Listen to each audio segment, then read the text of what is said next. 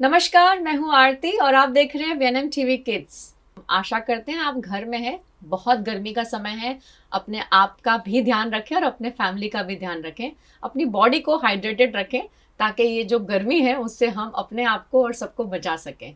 तो चलिए आज बात करते हैं एक ऐसे टॉपिक के बारे में जिसकी नीड हमेशा रहती है और इसके बारे में चर्चा हमेशा होनी चाहिए।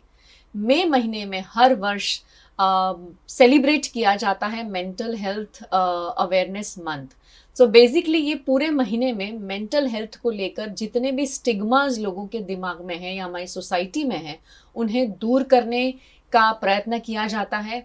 और सोसाइटी में हर एक एज लेवल में जिस तरह से हम मेंटल इलनेस फेस कर रहे हैं, चाहे फिर वो कैसी भी क्यों ना हो, उसके रिलेटेड क्या हम कर सकते हैं, किसको मिल सकते हैं, किस तरह अपनी फैमिली को या अपने बच्चों को मदद कर सकते हैं, उसके बारे में बात की जाती है। तो आज हम जुड़ रहे हैं एक बहुत ही उम्दा एक्सपर्ट से और बहुत ही एक्सपीरियंस एक्सपर्ट से। चलिए सबसे पहले उनसे मुलाकात करते हैं। हमारे साथ आज वीएनएम टीवी किड्स प्लेटफॉर्म पर जुड़ रहे हैं डॉक्टर दीप्ति ओझा। मैम आपका बहुत बहुत स्वागत है। नमस्कार। दीप्ति मैम जो हैं ये एजुकेशनल साइकोलॉजिस्ट हैं और फिलहाल मैम अभी रिटायर्ड हो गए हैं अपनी सर्विसेज से, लेकिन मैम ने लगभग 35 वर्षों तक एज अ प्रोफेसर काम किया है। Faculty of educational psychology department, हम सब जानते हैं, फैकल्टी ऑफ एजुकेशनल साइकोलॉजी के साथ जुड़े रहे मैम वहाँ पर as a clinical psychologist, counsellor, और आज भी ऑनलाइन यानी कि हमारे जो डिजिटल माध्यम है उससे बहुत लोगों से जुड़े हुए हैं और साइकोलॉजी रिलेटेड, एजुकेशन रिलेटेड बहुत सारा काम कर रहे हैं मैम। तो आज हम मेंटल हेल्थ के ऊपर बात ज़रूर करेंगे। और हाँ, जहाँ हमें पता है कि मेंटल हेल्थ सिर्फ किसी एक पर्टिकुलर सेक्शन के लिए ही इम्पॉर्टेंट नहीं है, हर किसी की मेंटल हेल्थ बहुत ज़्यादा ज़रूरी है। जिस तरह हम हमारे शरीर का ध्यान रखते हैं, फिजिकल हेल्थ का ध्यान रखते हैं, उसी तरह मेंटल हेल्थ का ध्यान रखना भी बहुत ज़्यादा ज़रूरी है। तो मैम जुड़ते हैं आपके साथ और सबसे पहला प्रश्न मेरा आपसे यही है कि 21वीं सदी में हम हैं और जहाँ हम अपने आप को मॉडर्नाइजेशन की ओर लेके जा रहे हैं, अपने आप को अपडेट करने की कोशिश कर रहे हैं, पर कहीं ना कहीं आज भी जब हम हमारे देश की बात करते हैं, हमारे नौजवानों की बात करते हैं, मेंटल हेल्थ की बात आते ही उसके साथ बहुत सारे स्टिग्मास जुड़ जाते हैं। क्या कहेंगे आप उस बारे में? ये बात बहुत सही है कि हम लोग मॉडर्नाइजेशन की ओर जा रहे हैं, पर कभी कभी ऐसा लगता है कि मॉडर्नाइजेशन का अर्थ ही हम अलग से किया है जी। और सेकेंडली जो आपने कहा कि हम वेस्टर्नाइज्ड भी हो रहे हैं जी।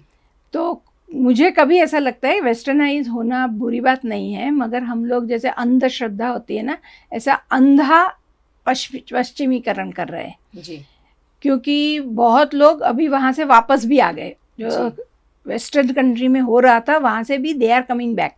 तो हमें भी वही को अनुकरण करना चाहिए जो हमारी संस्कृति के साथ हो रहा है। बिल्कुल। क्योंकि सिर्फ मॉडर्नाइजेशन के नाम पे जब हम कपड़े अलग कर रहे हैं या लाइफस्टाइल में कुछ ऐसा बदलाव ला रहे हैं जिससे हम लगे कि हम बहुत ही ओपन माइंडेड है, ब्रॉड माइंडेड है, जो नहीं हो रहा है, भौतिकवादी हम बन रहे हैं।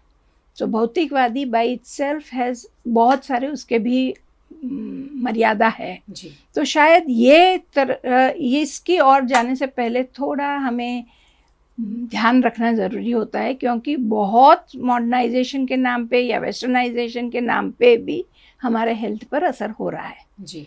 जिसके लिए हम एडेप्टेड नहीं है। जी। सो दिस इज ये भी एक बहुत ही इम्पॉर्टेंट कंसेप्ट है जी। मानसिक स्वास्थ्य के साथ। जी। और इसीलिए शायद ये आपका जो एक अटेम्प्ट है वो युवा वर्ग के लिए, उनके माता पिता के लिए बहुत ही इम्पोर्टेंट रहेगा शायद। जी। कि हम जो मुद्दों के बारे में बात करेंगे, बिल्कुल, दैट इज वो बहुत मदद करने वाला है। बिल्कुल राइट। बिल्कुल सही कहा मैम कि डेफिनेशन हालांकि बदलती रहती है और हर इंसान अपने हिसाब से डेफिनेशन में चेंजेस भी कर देता है। तो आई थिंक वो बदलाव आता रहता है। लेकिन हाँ, जहाँ हम मेंटल हेल्थ, पता नहीं आज भी जब हम मेंटल हेल्थ के बारे में बात करते हैं कहीं ना कहीं लोग संकोचते हैं, एक झिझक रहती है कि नहीं, मैं उसके बारे में बात नहीं करना चाहता या नहीं करना चाहती। और इसके वजह से हमने अक्सर देखा है कि हम अपने नौजवान बच्चों को खो देते हैं और शायद उसके बाद हमें रियलाइज़ होता है कि जो हमने किया वो सही नहीं था, या शायद अगर हमने ऐसा कोई प्लेटफॉर्म बनाया होता जहाँ बच्चे खुलकर बात कर सकते तो हम अपनों को खो ना सकते। तो मैम इसी वजह से हम हमेशा प्रयत्न करते हैं कि हमारे प्लेटफॉर्म से एटलीस्ट हम मेंटल हेल्थ के बारे में बात करते रहें। आगे जुड़ेंगे मैम, आपके हिसाब से क्यों ज़रूरी है हमें मानसिक स्वास्थ्य के बारे में बात करना है, और हमारी जो आने वाली पीढ़ी है उसको बताना क्यों ज़रूरी है कि mental health is also equivalent to your physical health? क्यों इम्पोर्टेंट लगता है आपको? ये बहुत ही सही बात है, बिल्कुल ज़रूरी है, क्योंकि आगे भी आपने जैसे बताया ना, हम लोग बहुत ही कॉन्शियस सजाग है हमारे फिजिकल हेल्थ। थोड़ा भी बुखार आया, थोड़ा भी कोल्ड आया तो हमको लगता है तुरंत दवाई ले लेना है, हमको we have to keep fit. मगर जब भी ऐसा होता है, आज मेरा मूड नहीं है, किसी ने कुछ कहा तो आई एम लिटिल डाउन, तो हम समय पे छोड़ देते हैं कि टाइम विल हील अप। मगर आप जो स्थिति में अभी है और टाइम जो जाने दिया है, उनके बीच में ऐसा इतना सारा कुछ हो जाता है, मिसअंडरस्टैंडिंग हो सकते हैं, बायस्ड, प्रिजुडाइजेस, कुछ भी बन सकता है, या हमारी नेगेटिविटी बन जाती है, चलो कुछ भी नहीं किया तो वो हमारी मेंटल हेल्थ को बहुत बड़ा खतरा कर देता है। और मानो आपके साथ कुछ हुआ और अगर आपने उसको बाहर नहीं निकाला, जैसे पेट में कुछ आपने जंक फूड खा लिया, तो क्या होगा, तुरंत पेट बोलेगा चलो कुछ खरगत, या तो वॉमिट हो जाएगी या डायरिया हो जाएगा या कुछ तो सिम्टम आते हैं, तो हम उसकी दवा उपचार कर लेते हैं। जब भी मेंटल होता है तो हम वो सिम्टम को जानने की कोशिश नहीं करते हैं। अच्छा नहीं लगा तो मैं अकेली बैठती हूँ तो बोले ठीक है अभी आज ठीक नहीं है, बैठने दो। नहीं, बैठने नहीं दो, क्योंकि zero communication is absolutely harmful. Positive या नेगेटिव होने दो, नेगेटिव इतना बुरा नहीं है क्योंकि नेगेटिव में कुछ बाहर तो निकलता है, टॉक्सिक चीज़ें बाहर निकलती है। करेक्ट। तो इसमें टॉक्सिक चीज़ों को निकलने की ज़रूरत है। जब भी आपने बोला कि आज की पीढ़ी, आज की युवा पीढ़ी, उसके लिए ये वेंटिलेशन नहीं है, या तो बोथ पेरेंट्स आर वर्किंग या घर पे कोई नहीं है, जब उनको कुछ बोलना है तो कुछ सुनने वाले नहीं हैं, या है सुनने वाले तो वो पीढ़ी इतनी बिजी है कि वो अपना एडवाइजेस दे देते हैं, ऐसा करो ऐसा करो ऐसा करो, हमारे साथ भी हुआ था, हमने भी ऐसा किया। तो in somewhere people are not there, patience के साथ कोई इसको सुने, उसको समझे। उनके पास भी, बच्चों के पास भी अभी वो वक्त नहीं है। पता नहीं हम लोग इतना एक रेट रेस में निकल गए हैं। तो शायद इसीलिए मानसिक स्वास्थ्य पर बात करना, अवेयरनेस लाना, उसको अपनाना और उसके साथ ज़िंदगी जीना, ये सब बहुत ही इम्पोर्टेंट है और इसको लाना ही पड़ेगा। आज हम नहीं लेके आएंगे तो हम पर आएगा ही, वो कंपल्शन आ जाएगा कि अगर हमने ये नहीं किया तो हमारी ज़िंदगी बहुत मिजरेबल, दयनीय बनती जाएगी जी। इसीलिए ज़रूरी है। और शायद ये इंडिकेटर प्रकृति ने हमको कोरोना के टाइम दे दिया।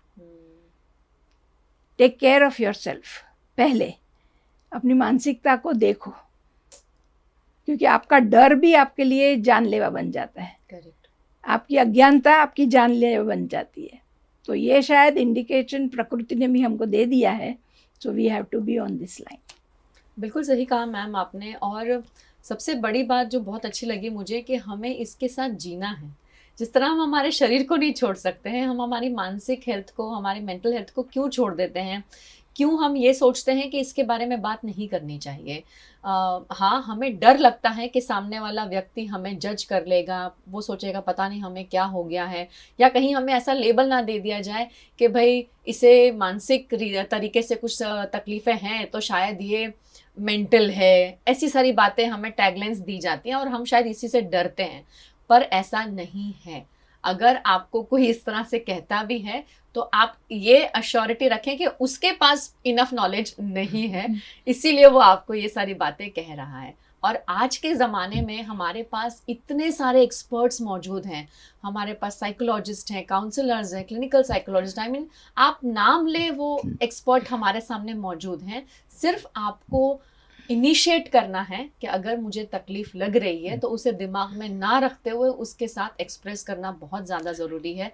और जैसे मैम ने बहुत राइटली कहा कि फैमिली में हमें जो समय मिलना चाहिए, एक ऐसा इंसान मिलना चाहिए जो हमें सुनने के लिए है, हमें पता है कि कहीं पे भी किसी भी समय अगर मैं फ़ोन करूँ, बात करूँ तो मुझे सुनेगा।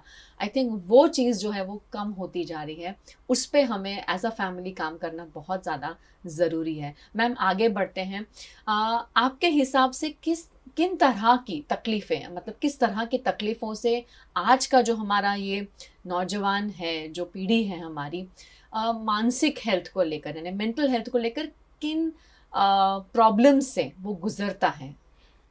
शायद आज की पीढ़ी है ना बहुत स्मार्ट है, means it's a positive aspect जी। बहुत स्मार्ट है, बहुत समझदार भी है, मगर उसके पास डायरेक्शन नहीं है, इनफ गाइडेंस नहीं है।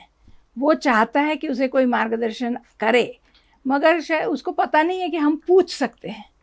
और जैसे आपने बताया बहुत पैनल्स है हमारे पास, बहुत विविध जो भी आपकी ज़रूरत है लोग हैं वहाँ पे, पर इसका नॉलेज नहीं है। तो ये एक बड़ी बात हो गई है। और क्योंकि वो स्मार्ट है और कुछ चीज़ें वो हमसे बेहतर, मतलब आगे की पीढ़ी से ज़्यादा अच्छा से कर रहा है ना, तो पीछे वाली पीढ़ी को भी ऐसा लगता है तू तो बहुत स्मार्ट है, अपना रास्ता ढूंढ लेगा। एक ऐसा अभिगम दे दिया है, एक ऐसा एटीट्यूड दे दिया है, इसलिए उसको प्रॉब्लम होता है तो भी वो पूछ नहीं सकता है, उसमें वो झिझक है।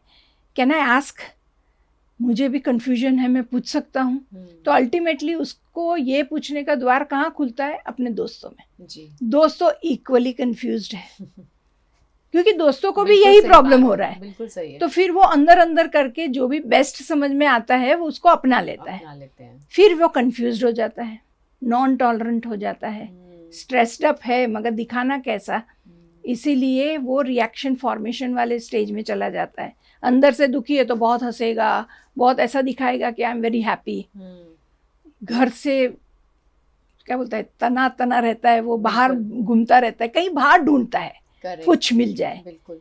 और इसीलिए कुछ भी खा लेता है, कुछ भी कर, मतलब वो कहते हैं देखो हम तो कितने एकोमोडेटिव है, राइट, जो मिलता है हम खा लेते हैं, जैसा मिलता है कर लेते हैं, वी आर एंजॉइंग लाइफ।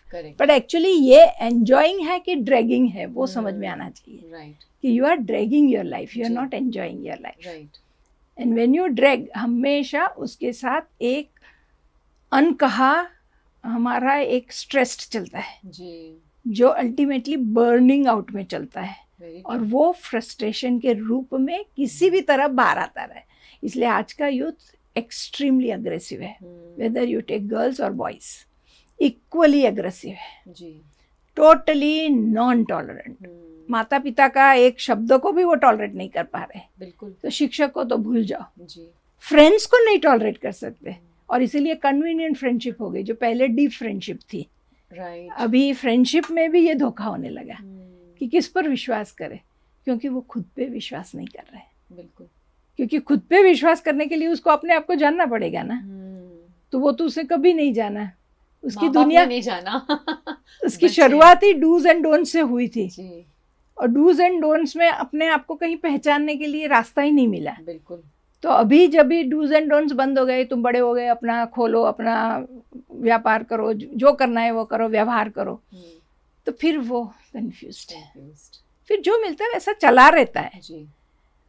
तो थोड़ा बहुत मार्गदर्शन की आवश्यकता है जी। और उसको पता लगना चाहिए कि उसके पास रोल मॉडल की कमी है। मुझे ये भी एक बहुत बड़ा आज की पीढ़ी के पास लगा, उनके पास रोल मॉडल्स नहीं है। शायद हमारी पीढ़ी के लिए बहुत सारे रोल मॉडल्स थे कि आप गांधी जैसा विचार रखो, या तिलक जैसे राष्ट्र भावना रखो, या शांति निकेतन वाले टैगोर जी से नेचर की तरफ जाओ, मतलब थे जी। बिल्कुल। And they were live. बिल्कुल। तो अभी उनके पास ऐसे नहीं मिल रहे, नहीं वो माँ बाप में देख सकते हैं या टीचर्स में देख सकते हैं कि कहाँ से वो चीज़ें उठाए और महसूस करे कि this is something I want to live with जी। शायद ये थोड़ी कमी है, ऐसा मुझे लग रहा है। पैरामीटर्स के बारे में बात करना चाहते हैं कि मेंटल हेल्थ को लेकर किस तरह से हमें देखना चाहिए उसे। देखो, इसके बारे में हम बात करें ना, तो सबसे पहले ये बात जानना की ज़रूरी है कि our body is a self healer जी। तो बॉडी तो हमारा टेम्पल है जी, उसके अंदर एक आत्मा है, भले हम माने ना माने। बिल्कुल मतलब क्योंकि देखो अभी जैसे कहें मन या मानसिक स्वास्थ्य शब्द जो हमने लिया जी। वो कहाँ है? हम्म, हाँ, ये पता चलता है बुखार आ गया तो ये हुआ, हाथ को कुछ हुआ, हार्ट को कुछ हुआ, लीवर को कुछ हुआ, जी, वो पता चल रहा है ना, क्योंकि ये अंग है। अंग है। तो मन कहाँ है? हम्म, तो मन, बुद्धि और अहंकार वो जो है हमारे में, वो हमारे आत्मा से जब माइंड एंड बॉडी रिलेट्स, जी जी, तो ज़्यादातर मानसिक स्वास्थ्य इनके ऊपर आधारित है। राइट। पर उसका बेस क्या है? शरीर है। शरीर, तो हमारा body is a self healer. जी जब हम कहते हैं ना कि मुझे बुखार आ गया, आज वॉमिट हो गया, तो ये सब लोग डिजीज़ के सिम्टम लेते हैं, पर actually this are not symptom of disease. ये हमको चेतावनी दे रहा है कि टेक रेस्ट। एक भी मेडिसिन आप नहीं लेंगे तो जितना अंदर कचरा है ना वो निकल के अपने आप you are coming back to the steady position. Right. Cold cough में भी दवाई लेने की ज़रूरत नहीं है, क्योंकि हम हमारे healing system co operative active रखना है। तो सो इसी तरह हमारा मन भी ऐसा ही है जी और शरीर और मन के पैरामीटर्स एक ही है जी, और दोनों में एक ही पैरामीटर्स काम करते हैं, क्योंकि there is a strong mind body relationships. Correct. और अभी तो it is been accepted and proved कि जैसे आपको हेडेक है तो ज़रूरी नहीं है कि ये फिज़िकल सिम्टम है। आपको कहीं किसी से आज ठीक नहीं लगा, गुस्सा आ गया या कोई बहस हो गई और वो आपको बाहर निकालने को नहीं मिला, तो वो अंदर जाके हेडेक में बैठ जाता है। Right, very true. हाँ, जैसे गट्स में भी होता है, चिंता हो गई, फियर हो गया, कहीं आज आपको अपने आप को प्रूव करना है या नहीं कर सके, या कोई आ रहा है जिससे आपको डर लगता है तो पेट में गुड़ गुड़ गुड़ गुड़ होता है। बच्चों को एग्जाम का टाइम होता है। So these are all mind body relationships. Right. So सबसे बड़ा सेंटर तो हमारा दिमाग है। तो इस दिमाग को हमें एक्टिव रखना है, करेक्ट इंफॉर्मेशन देना है जी। क्योंकि हम ऐसा बोलते हैं कि जो मगज है हमारा, माइंड है, जो ब्रेन है ना, वो हमारा मास्टर है। बिल्कुल। सो if I say I want to feel happy, my brain will give message to मेरी पूरी ग्लैंड को, मेरे सबको बोलेंगे आज मेरे मास्टर को हैप्पी रहना है, सो कीप हर हैप्पी। तो वो मेरा सिक्रीशंस भी हैप्पी के लिए हो जाएगा, मेरा हाथ पैर चलने लगेंगे, सब चलने लगेगा। तो समवेयर ये थोड़ा हमें बहुत बताना है कि our body is our responsibility. See, we are God's gift, but the life what we live is a gift to our life, God. उनको हम वापस दे रहे हैं प्रकृति को। तो हम जो है वो हमारी रिस्पॉन्सिबिलिटी है। तो मेरा शरीर जो मुझे मिला है उसकी जिम्मेदारी मेरी है। तो अगर मैं इस जिम्मेदारी के साथ काम कर रहा हूँ तो आई हैव गॉट 6 पैरामीटर्स जी। 1 इज बैलेंस डाइट जी। हम लोग तो बोलते ही हैं दाल भात सब्जी रोटी खाया, बैलेंस डाइट है जी, जी। मगर बैलेंस डाइट में हमें देखना है वी गेट इनफ प्रोटीन। ये सब प्रोटीन भी पॉजिटिव नेगेटिव सब हो जाता है, क्योंकि प्रोटीन हमारा बेसिक स्ट्रक्चर बनाता है जी। प्रोटीन हमें एनर्जी देता है और इसलिए बहुत लोग जिम जाते हैं ना, प्रोटीन इंटेक लेते हैं जो सही में काम का नहीं है, क्योंकि हमारी बॉडी इनफ सिक्रीट कर सकती है अगर बैलेंस डाइट वगैरह खाया तो। इसी तरह है कार्बोहाइड्रेट्स खाना है, वो एनर्जी देती है। पर कार्बोहाइड्रेट में क्या खाना है, क्योंकि आज सुनोगे आप तो बोलेंगे रोटी मत खाओ, रोटी खाओ तो चावल साथ में मत खाओ। एक्चुअली रोटी और चावल में कुछ गड़बड़ नहीं है, गड़बड़ है हमारी लाइफस्टाइल में जी। पहले हम इतना श्रम कर सकते थे कि हमारा कार्बोहाइड्रेट्स डाइजेस्ट होता था राइट, क्योंकि अभी हमारा श्रम कम हो गया।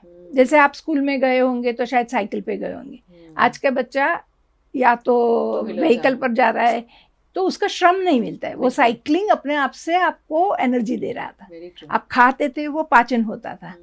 तो इसलिए कार्बोहाइड्रेट्स चाहिए, फैट्स भी चाहिए, क्योंकि गुड फैट्स हैं वो हमारा लुब्रिकेशन के लिए है। जैसे जॉइंट का लुब्रिकेशंस हैं, वो सब के लिए हमें फैट्स भी चाहिए। पर ट्रांस फैट्स नहीं चाहिए हैं, जो हम चिप्स में खाते हैं या जंक फूड में लेते जी, हैं, जी, वो नहीं चाहिए, नहीं। क्योंकि वो फैट डिपोजिशन करेगा, वो मेरे लीवर को भी डिस्टर्ब करेगा, मेरे डाइजेस्टिव सिस्टम को ख़त्म करेगा, इस तरह से उसको ख़त्म करेगा। तो वो चाहिए। फिर विटामिन्स, मिनरल्स और फाइबर्स भी चाहिए, राइट, क्योंकि मेरी पूरी सिस्टम को एक्सक्रीट ठीक से करना है मुझे, करेक्ट, तो ही फिर दूसरा अच्छा जाएगा ना। बिल्कुल सही बात है। तो मेरे वो तो झाड़ू का काम करता है फाइबर्स, तो मुझे वो भी खाना है, एडिक्वेट लेवल में खाना है। वो नहीं होगा कॉन्स्टिपेशन तो मन का है, तो गुस्सा है, तो इरिटेशन से, मतलब ये एक चेन है। हाँ, एक सब दूसरे जुड़े। तो first parameter is balance diet. और अनफॉर्चुनेट पार्ट, ये मेरा ही ऑब्जर्वेशन हो सकता है कि बहुत लोगों के किचन अब बंद होने लगे हैं। बिल्कुल सही है। और शाम को तो ऑलमोस्ट जैसे पूरा शहर बाहर रोड पे खाने निकल गया है। और यंग मदर बोलती है मेरे बच्चे को तो दाल भात सब्जी अच्छी ही नहीं लगती, पर आप बना के खिला के पिला के देखो, प्यार से बना के खिलाओ, खुद भी बनाने के लिए बनाओ मत, पर आपके पास जिम्मेदारी है एक फैमिली यूनिट को एक स्वस्थ जीवन देने की। तो शायद ये बैलेंस डाइट एक बहुत ही इम्पोर्टेंट कॉन्सेप्ट है। सेकेंड इज स्लीप, सोना, करेक्ट। क्योंकि अभी बहुत बच्चे भी बोलते पूरी रात नींद नहीं आई, सोने का हम कोई टाइम टेबल नहीं बनाते हैं। हाँ, कभी भी उठे, कभी भी सोए, कभी भी वो मोबाइल को देखा, उसकी लाइट से भी आँख को भी तकलीफ हो रही है, उसके दिमाग में हमारी असर ज़्यादा होती है, क्योंकि वो मल्टी डायमेंशनल है, तो वो भी हो जाता है। तो स्लीप इज़ गेटिंग इरप्ट। तो वो डिस्टर्ब स्लीप है ना, वो आपके हेल्थ के लिए बहुत नुकसानकारक है, not only to your physical health but your mental health also. एक दिन आप बिना स्लीप के रह सकते, 2 दिन 3 दिन, मगर अगर ये कंटिन्यूस रहा तो आपके स्वभाव में परिवर्तन आना जरूरी है। बिल्कुल सही बात है। और आपका पूरा मेटाबॉलिज्म खत्म हो जाता है। तीसरा है एक्सरसाइज, फिजिकल एक्सरसाइज जी, जो बहुत ही जरूरी है। पहले तो स्कूल में पीटी होता था, तो तभी से समझाना चाहिए था कि पीटी मतलब ऐसा नहीं है हाथ पैर ऊपर नीचे करो, इसलिए तो लोग जाते भी नहीं थे, बच्चे भी कुछ ना कुछ बहाना निकाल के साइड पे बैठ जाते थे।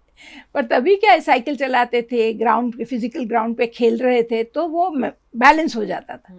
अभी तो थोड़ा ये भी प्रॉब्लम है, बच्चों के लिए ग्राउंड नहीं है, या अभी रुचि नहीं है फिजिकल गेम के लिए। They may be playing games on videos, पर वो नहीं है। तो एक थोड़ा फिजिकल एक्टिविटीज, मोबिलिटी, वो होना जरूरी है। बिल्कुल। हम तो ओल्ड पीपल को भी बोलते हैं कि कुछ नहीं, आप बैठे ना तो हाथ पैर हिलाया करो। आपको पता है टेलर्स होते हैं, पहले ज़माने में पाँव की मशीन थी, तो वो खाने के बाद भी वो मशीन पे पाँव के, और एक स्टडी हुए 33,000 टेलर पे स्टडी हुआ, किसी को ना डायबिटीज है ना ब्लड प्रेशर है। 33,000, दिस इज़ अ रिसर्च। और वही बोलते हैं कि अभी भी आप जहाँ भी बैठे हो, खाने पीने के बाद अपना पैर उसमें करो 10 मिनट्स जी, आप बहुत सारा डाइजेशन कर ले रहे हैं, बेसिक डाइजेशन हो रहा है। So this is something, tips जो हमारे आगे बुजुर्गों ने दिया है, हमारे बच्चों को भी देने की जरूरत है। बिल्कुल सही कि आप वो रखो जी। फिर देन एडिक्वेट सनलाइट। हमको लगता है सुबह में बाहर जाना चाहिए, पर धूप में गर्मी के लिए नहीं जाना है, सनलाइट के लिए जाना है जी। सो सनलाइट है ही D3 अपना विटामिन डी के लिए, और वो नहीं हुआ तो हमारा पूरा मस्कुलर सिस्टम खत्म हो जाता है। Correct. तो वो D3 के लिए भी थोड़ा, तो उसके लिए अर्ली राइजर होने चाहिए अगर अच्छा सनलाइट। बाकी तो अल्ट्रावायलेट रेड है, बाद में तो बोलते धूप में जाना ही नहीं है जी। तो वो सुबह सुबह की धूप है या जाने वाली धूप है, उसमें भी एक्सपोजर चाहिए। और this comes either in walk, it comes either in doing exercise, या सुबह सुबह में कुछ काम करो जो धूप में सनलाइट के लिए जी। प्रकाश चाहिए हमें, वो प्रकाश, ये LED लाइट, वो प्रकाश नहीं चाहिए हमें, वो प्रकाश चाहिए नेचुरल लाइट। तो वो एक है right. Next is drinking adequate water. बिल्कुल, ये वाटर आपकी not only skin but the entire system को अपना हाइड्रोजन लेवल मेंटेन करके देता है।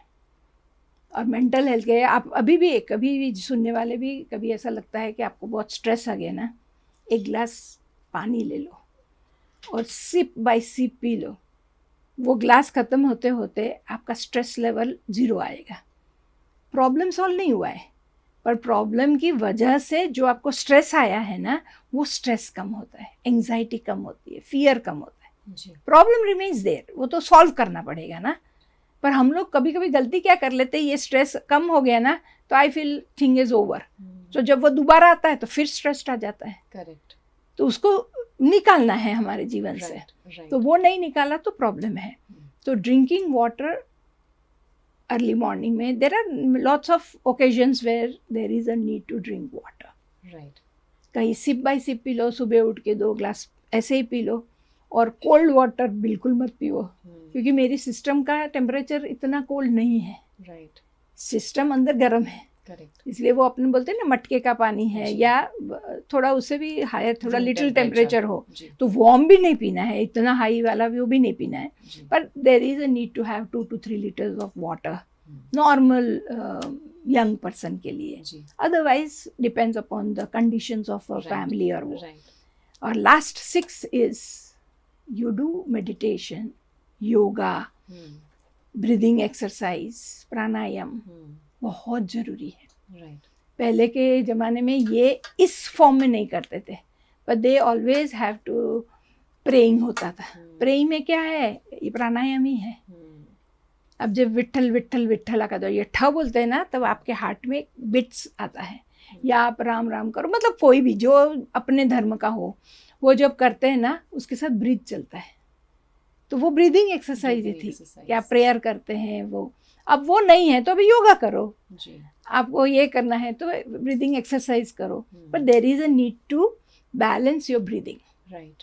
अभी हमारा क्या हुआ है, स्ट्रेस और उसमें रहने के लिए, now our breathing is shallow, and shallow breathing caused mental problem.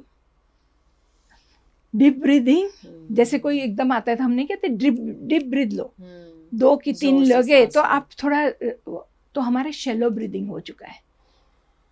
प्रदूषण के लिए भी प्रॉब्लम है, मगर दूसरा भी हमारा खुद के लाइफस्टाइल भागा भागी, तो उसमें ब्रीदिंग शैलो हो गया है, right. So these are the 6 basic parameter for mental health and physical health, and if we take care of this, क्योंकि हमारी एनर्जी कहाँ से आती है, फूड से आती है, स्लीप से आती है, वाटर से आती है, पॉजिटिव ब्रीदिंग से आती है, रिलैक्सेशन से आती है, कामनेस से आती है। So these are all coming from here, correct. So ये बहुत ही जरूरी है कि हम लोग इसको माइंड करें, बिल्कुल, we have to mind our mind. तो ये एक बहुत बड़ी बात है। वेरी ट्रू, और बहुत सही बताया मैम ने कि देखिए हम बात मेंटल हेल्थ पे कर रहे थे, लेकिन मैम ने मेंटल हेल्थ और फिजिकल हेल्थ दोनों को बैलेंस करने का आपको जो सॉल्यूशन है वो दिया है। ये 6 पैरामीटर्स जिसका हम सभी को बहुत ज़्यादा ध्यान रखना है। सबसे पहली बात, बैलेंस डाइट, यानी कि घर का खाना, और बच्चों को सभी तरह की सब्जियां, दालें, फ्रूट्स जो हमारे लोकली मार्केट में मिलते हैं उनसे रूबरू करवाना, उन्हें टेस्ट करवाना बहुत ज़्यादा ज़रूरी है। और सबसे पहले हमें खाना पड़ेगा तब बच्चे खाएंगे। तो बैलेंस डाइट बहुत इंपॉर्टेंट है। दूसरा मैम ने कहा कि सोना आपके लिए, आपकी 7 to 8 आवर्स की स्लीप बहुत ज़्यादा ज़रूरी है, और लाइफ में डिसिप्लिन बहुत ज़्यादा ज़रूरी है। जैसे कि हम जानते हैं कि वैकेशन का समय है तो बच्चे लेट सोते हैं, लेट उठते हैं, और फिर स्कूल शुरू होने के समय बच्चों को तकलीफ होती है। लेकिन अगर हम स्कूल वाला रूटीन, हाँ 7:30 6:30 बजे ना उठते हुए एटलीस्ट 8 बजे भी बच्चा उठ जाता है, तो आप उसको एक रूटीन में रख रहे हैं। और आई एम श्योर आप मुझसे बिल्कुल अग्री करेंगे कि जब बच्चे रूटीन में होते हैं तब बहुत ही पीसफुल डे जाता है उनका, बहुत ही हैप्पी डे जाता है। ना आप बच्चों को चिड़चिड़ाता क्रैंकी देखेंगे, ना आप देखेंगे कि बच्चों का मूड स्विंग हो रहा है, बहुत ही हैप्पी वो उनका डे स्पेंड करते हैं। तो रूटीन बहुत ज़्यादा इंपॉर्टेंट है। मैम ने एक्सरसाइज के बारे में कहा, जहाँ फिजिकल एक्सरसाइज बहुत इंपॉर्टेंट है। एडिक्वेट सनलाइट, सुबह के लिए आपकी सनलाइट जो है, हमारा प्रकाश जो है सूर्य का, वो बहुत इंपॉर्टेंट है। मैम ने पानी पीने के लिए कहा। आप ये भी ध्यान रखें कि हमारे बच्चे ज़्यादा पानी नहीं पीते हैं, हमें बोलना पड़ता है कि बेटा जाके पानी पियो। तो ये आपको खुद के लिए भी रिमाइंडर रखना है और बच्चों को भी याद करवाना है। और कई बार मैम ये भी होता है कि भूख और प्यास में डिफरेंस पता नहीं चलता है, तो बच्चा पानी नहीं पीता है पर खा लेता है, और खाते वो है फिर जो जंक होता है, या चिप्स खा लिए, बिस्किट्स खा लिए, कुकीज़ खा लिए, तो शायद वो डिफरेंस भी नहीं समझ में आता है कि मुझे भूख लग रही है या मुझे प्यास लग रही है, और कहीं ना कहीं प्यास साइड में रह जाती है और हम ओवर ईटिंग कर लेते हैं उस वजह से भी। और सबसे इम्पॉर्टेंट बात, मेडिटेशन आप ध्यान में बैठें, भगवान की पूजा करें, जो भी आपको सही लगता है, लेकिन जो आपके दिमाग को, मन को, आपकी सोल को, आपकी आत्मा को शांति दे, आपको पीसफुल फील कराए, आप वो सारी चीज़ें करें। बहुत इंपॉर्टेंट पैरामीटर्स मैम ने बताए हैं और ये सारे ही फिजिकल और मेंटल हेल्थ को ध्यान में रखते हुए बताए गए हैं और ये इन्हें इम्प्रूव कर सकते हैं। सबसे बड़ी बात वही है। मैम, आज के ज़माने में जहाँ हम बच्चों के मेंटल हेल्थ की बात करते हैं, वहाँ पेरेंट्स, टीचर्स और एजुकेशनल इंस्टीट्यूशन तीनों ही बहुत इंपॉर्टेंट रोल प्ले करते हैं। क्या लगता है आपको कि किस तरह से इन्हें अपना रोल निभाना चाहिए ताकि हम बच्चों की मेंटल वेलबींग को सपोर्ट कर सकें? ये बहुत ही अच्छी बात है। एक्चुअली स्कूल इंस्टीट्यूशन की बात करें, टीचर्स की बात करें जी, तो अभी हम लोग है ना ज़्यादा प्रिस्क्राइब्ड सिलेबस पर चले गए हैं जी। एक्चुअली करिकुलम का जो मतलब था ना, उसमें हिडन करिकुलम और प्रिस्क्राइब्ड करिकुलम होता है। राइट। क्योंकि प्रिस्क्राइब्ड करिकुलम में आपको टेस्ट लेना है, सिलेबस कंप्लीट हुआ कि नहीं उसका है आपके पास मापदंड। राइट। इसलिए हम उसी के पीछे पड़े रहते हैं। पर उसके साथ साथ एक हिडन करिकुलम है जो पहले भी था, और पहले थोड़े लोग मेंटल फ्री थे ना, तो उस पर भी ध्यान देते थे। आज कोई बच्चा आया थोड़ा डिस्टर्ब लग रहा है, पर वो नज़र टीचर की तब होगी जब वो फ्री होगी, बिल्कुल सही, तब उसका ध्यान जाएगा कि ये है। तो हमारे पास हिडन करिकुलम है। हिडन करिकुलम ऐसा है कि जो ग्रोइंग चाइल्ड है, तो ग्रोइंग चाइल्ड के माइलस्टोन्स होते हैं कि ये उम्र में वो यहाँ इतना बात करेगा, इतना सोचेगा, इतना ये करेगा, वो करेगा। तो ये जो माइलस्टोन्स हैं उसके साथ उसकी मेंटल हेल्थ भी रहती है, और इसीलिए फिर अभी हमको लाइफ स्किल देना पड़ता है, मॉरल एजुकेशन देना पड़ता है, बिल्कुल एटीट्यूड के लिए हमको कहना पड़ता है ये करो। तो ये पहले हम लोग ऐसा समझते थे कि हमारे माता पिता, दादा दादी, आसपास जो हमारे हैं वहाँ से सोशल स्किल ले लेते हैं, हमारी पर्सनल स्किल आ जाती है, वो इनडायरेक्टली हम ले लेते थे। तो अब जब वो नहीं माहौल रहा है तो अभी आपको उसके बारे में सोचना पड़ेगा। और इसलिए सबसे बड़ा पैरामीटर पेरेंटिंग है कि parent has to be little careful that a child has arrived in your life.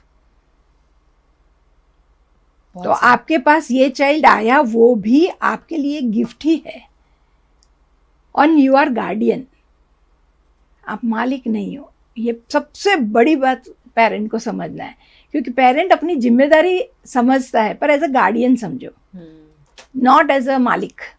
क्योंकि एज अ मालिक करोगे ना तो आप उसको गुलामी बनाओगे, क्योंकि मालिक हमेशा डूज डोंट्स जो करता रहता है कि यही करो वही करो। वो सही है क्योंकि वो अपने बच्चे को बुरा नहीं कहता है, मगर वो हर बच्चे के लिए सही नहीं है। राइट।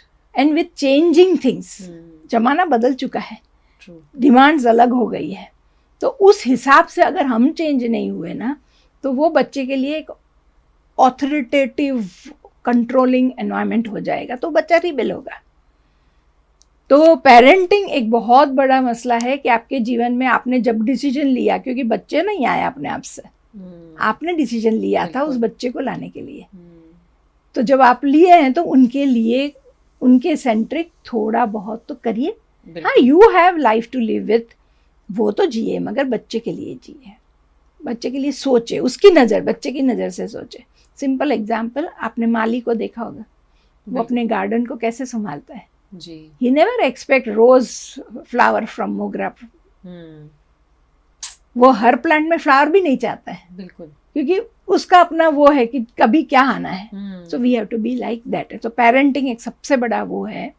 सेकंड है जिस पर हमें ध्यान रखना है कि वो है इरेगुलर पैटर्न्स ऑफ लाइफस्टाइल आ गया है जी, उसको रेगुलर करना है जी। एक टाइम पे खाओ, एक टाइम पे सो, एक टाइम पे जो भी काम करो। इवन जो अपने मेडिटेशन की मैंने बात की ना, वहाँ ध्यान धरना जरूरी नहीं है जी। आप कोई भी एक्टिविटी, क्योंकि आज के बच्चों के हॉबी नहीं है, आप हॉबी बोलो, that's the best time for a child. कोई आर्ट कर रहा है, कोई पेंटिंग कर रहा है, आप देखना वो बच्चा जब उसमें इतना एनग्रोस्ड होता है, वो मेडिटेशन ही है। अगर माँ खाना बनाती है और पूरा ध्यान उसका खाने में है, वो तो मेडिटेशन ही है। You don't need to sit for meditation, क्योंकि मेडिटेशन होता नहीं है, मेडिटेशन अपने आप से हो जाता है, करना नहीं पड़ता है। सो वो चीज़ें हैं थोड़ी ध्यान में रखने की कि हम लोग ईटिंग, स्लीपिंग, बेसिकली ये 2 चीज़ में अगर हमने कुछ डिसिप्लिन कर ली, रेगुलरिटी कर दी, तो ठीक बन जाता है। फिर एब्यूसिव लाइफस्टाइल है हमारी, और एब्यूसिव लाइफस्टाइल होने की वजह फ्रस्ट्रेशन है, ओवर कंपटीशन है। हम अपने आप में तो जी नहीं रहे, we always live with context. उसने ऐसा लिया तो मुझे ऐसा होना ही चाहिए, उसने ये किया तो मुझे ये होना चाहिए, कभी हम तो रिलेटेड भी नहीं है। तो एक थोड़ा सेल्फ के लिए लाइफस्टाइल रखना है, क्योंकि हम लोग लिविंग वेरी एब्यूजिव, मैं ये वर्ड बार बार ये इसलिए बोल रही हूँ कि हम खुद के लिए बहुत एब्यूसिव लाइफस्टाइल जी रहे हैं, सेडेंट्री लाइफस्टाइल।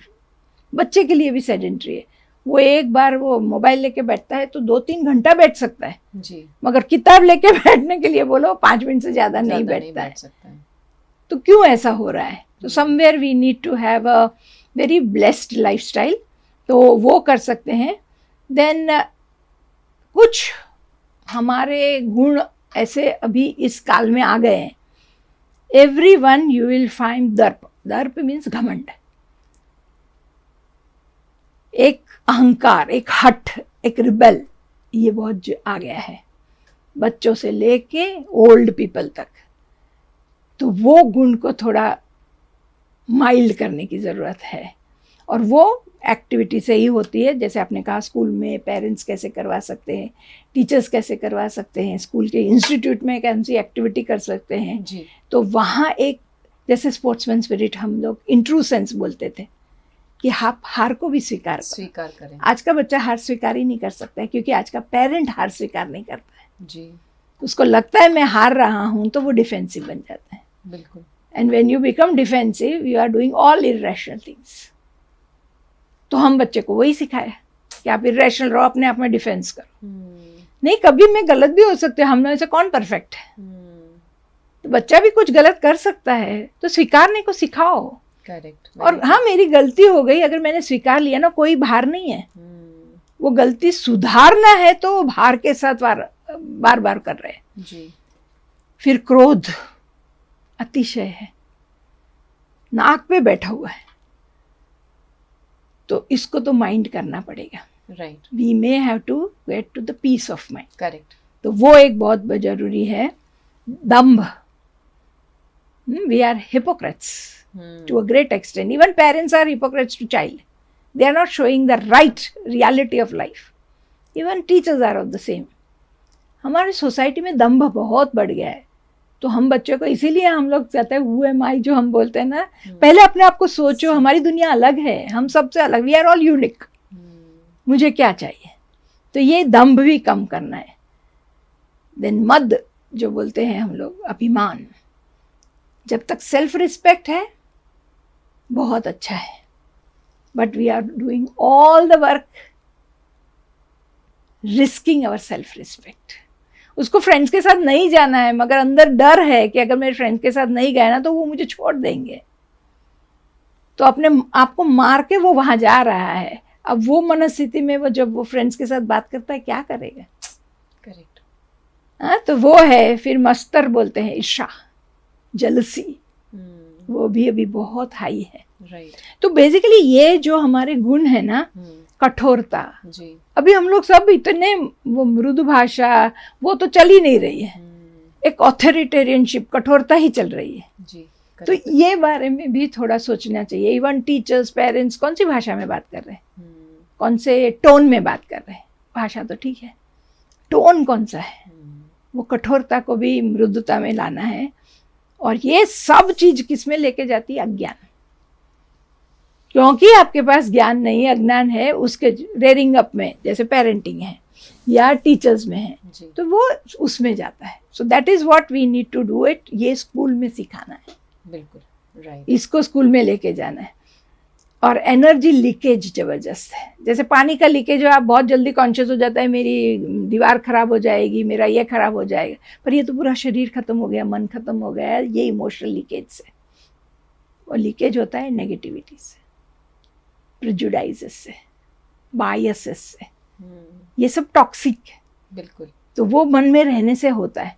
तो बच्चे को बुरा लगा, हाँ ये बात बुरा लगने जैसी है, तो बुरा क्यों लगा, इस कारण लगा, तो इसको हम कैसे सही करोगे, ऐसे सही करो, बुरा भी निकल गया, नेगेटिविटी भी निकल गई, स्वस्थ रास्ता भी मिला, वो आगे बढ़ गए। So there is need to work with them initially, so that वो आगे जाके इतना सच्चा क्या है गलत क्या है उसका विवेक खो ना दे। So that is very important, क्योंकि ऐसा कहा जाता है कि true cause of any disease, mental या फिजिकल, उसमें 50% स्पिरिचुअल है, 15 सोशल, 25 साइकिक है, और फिजिकल तो सिर्फ 10% है।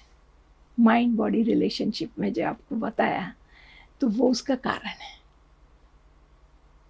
कि हमारी मेंटल हेल्थ में सुधार लाना है, तो ये सब एस्पेक्ट को लाना है। बिल्कुल, नहीं तो साइकोसोमेटिक, जब आपको ब्लड प्रेशर आया, जब आपको डायबिटीज आया, दम आया, कोई स्किन प्रॉब्लम आया, तो ये साइकोसोमेटिक डिसीज है। Very true. वो तो लास्ट में आता है, वो 10%। करेक्ट। पर साइकोसोमेटिक, मलहम लगाने से स्किन अच्छी नहीं होगी, पर उसका दिमाग चेंज किया तो अपने आप ठीक हो। तो दिस इज समथिंग करना है। बहुत इंपॉर्टेंट बातें मैम आपने बताई हैं, और बहुत अच्छे से रिलेट किया कि कोई भी चीज़ अलग नहीं है। हम सिर्फ मेंटल हेल्थ, तो सिर्फ मेंटल हेल्थ के बारे में नहीं, पर हमें mental health, emotional health, physical health, spiritual health, सबके बारे में ध्यान रखना है। और हमारा जो शरीर है वो हमारा टेम्पल है, वो बहुत बड़ी बात मैम ने बताई, जिसे हम पूजते कम हैं, और शायद जिसे हम अक्सर हम देखते हैं ना, जब हम शीशे में खड़े होते हैं या किसी के सामने, हम हमेशा कहते हैं अच्छा मैं ऐसा नहीं हूँ, मैं उसके जैसा नहीं हूँ, मेरे में ये कमी है, मेरे में वो कमी है। तो हम हमेशा कमियां ढूंढते हैं। हम आखिरी बार हमने कब अपने आप को कहा होगा कि हाँ मैं जो हूँ, मैं खुद से प्यार करता हूँ या करती हूँ, और मैं बहुत ही ब्यूटीफुल हूँ। शायद हमने कभी नहीं कहा अपने आप को, और क्योंकि हम अपने आप को नहीं जानते हैं तो अपने आप को प्रेज भी नहीं कर पाते हैं। तो रूट जो है कि हमें अपने आप को जानना बहुत ज़्यादा ज़रूरी है। और सबसे इम्पॉर्टेंट बात, जब आप as a parent aware parent हैं, खुद को पहचानते हैं, खुद की कैपेबिलिटीज़ को जानते हैं, आप अपने बच्चों को भी उस तरह का माहौल दे पाएंगे। पॉजिटिव पेरेंटिंग की हम सिर्फ बातें करते हैं, बहुत सारे रिसर्च हो रहे हैं, बहुत सारे आर्टिकल्स अवेलेबल है, लेकिन सब कुछ जो है वो आपके घर से शुरू होता है। और आपका बच्चा हर बच्चे से अलग है, तो सबके साथ किया हुआ काम वहाँ पे कुछ काम लगने वाला नहीं है। तो इसीलिए हमें अपने बच्चे के लिए खुद एक कस्टमाइज प्लान खुद बनाना पड़ेगा, और उसके ऊपर काम भी मिलकर हमें करना पड़ेगा। दीप्ति मैम, आपका बहुत बहुत शुक्रिया आज हमारे साथ जुड़ने के लिए, और आगे भी मैं आशा करती हूँ कि आप हमारे साथ जुड़ें, ताकि हम इसके बारे में और ज़्यादा बात कर पाएँ, और हमारे पेरेंट्स ही नहीं, पर हमारे जो नौजवान हैं, हमारे जो बच्चे हैं, हम उनको ज़्यादा बेनिफिट कर सकें। क्योंकि हम सभी जानते हैं कि आजकल के इस ज़माने में मेंटल हेल्थ ने किस तरह का अपना प्रकोप दिखाया है, अगर हम ये बात कहें। क्योंकि आए दिन हम देखते हैं, न्यूज़ में देखते हैं कि इस बच्चे के पेरेंट ने मना किया तो बच्चे ने सुसाइड कर लिया, उस पेरेंट ने उस बच्चे को बाइक नहीं दी तो बच्चे ने आत्महत्या कर ली। ये बहुत छोटी छोटी बातें हैं, लेकिन इतनी छोटी बातें भी अगर हमारे बच्चे सहन नहीं कर पाते, तो आप सोचिए कि वो मानसिक तरीके से या शारीरिक तरीके से शायद कितनी तकलीफ़ें अंदर चल रही है दिमाग में, पर बाहर नहीं बोल पा रहे। तो हमें हमारा, जब हम कहते हैं हमारा स्वर्णीय भारत, तो हम कैसे बनाएंगे उसे, अगर हमारा जो आने वाला यूथ है वो स्ट्रांग नहीं होगा। तो हमें मिलकर इस पे काम करना पड़ेगा। मैम, आपका बहुत बहुत शुक्रिया, थैंक यू सो मच। और आप सभी ऑडियंस का हमारे साथ जुड़ने के लिए बहुत बहुत बड़ा थैंक यू। आप हर हफ्ते हमारे साथ जुड़ते हैं, आगे भी जुड़ने के लिए आपको सबसे पहले वीएनएम टीवी किड्स का यूट्यूब चैनल जो है, इसे सब्सक्राइब करना पड़ेगा। इस वीडियो को जितना ज़्यादा हो सके उसे शेयर करें, क्योंकि ये हमारे बच्चों के बारे में, हमारी फैमिलीज़ के बारे में है। और मैं आपसे अगले हफ्ते फिर से मुलाकात लूँगी। नमस्कार।